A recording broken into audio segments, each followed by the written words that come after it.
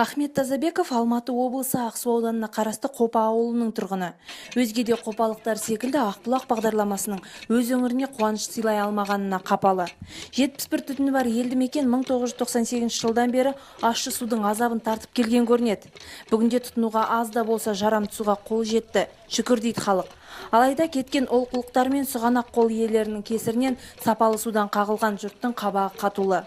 Құдайға шүкір тәуба дейміз, таза су кішкене. Сонда біз енді алдында ауыл болып тағы да ауданымыз несіне хат жалдайық деп отырғанбыз ауыл тұрғындарымен. Судың сапасын тағы бір тексеріп берсе. Ауыл тұрғындарының қапаланатын жөні бар. Себебі елді мекендегі 320 тұрғынды ауыз сумен қамтитын объектінің түрі мынау. Құжаттарда көрсетілген, бірақ іс жүзінде ештеңе жоқ. Мәселен, нысанды қоршауға бөлінген құжатқа бетон қоршау емес, ұрсаң майысып қалатын қаңылтыр тұрғызылған. Мемлекеттен қарастырылған 2,3 миллион теңгеге су жаңа мұнара емес, бұрын қолданыста болғаны орнатылған. Сапасыз атқарылған жұмыс тек бұл ғана емес. Су соруға арналған 4 бірдей насос керісінше суға батып тұр. Сиқына қарап құрылыс жұмыстар бітпегендерсіз. Алайда ауданның құзырлы органдарының қызметкерлері олай ойламайды. Біз қыстың су қашырды ғой, қыста су жібердік қой ауылда. 15 үй бар, қосылғанша.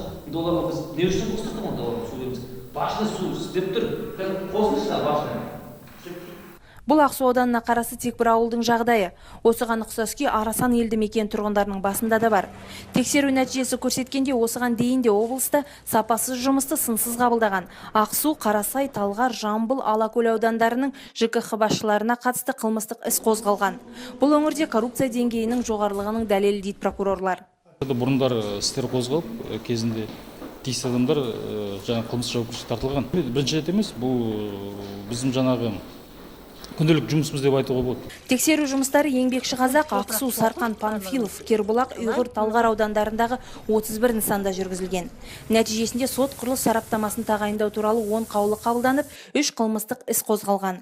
Оның екеуіне қатысты тергеу жұмыстары әлі аяқталған жоқ.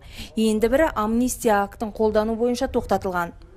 Мөлдір Алтайқызы, Қайсар Қайратбек, Қазақ Ньюс, Алматы облысы.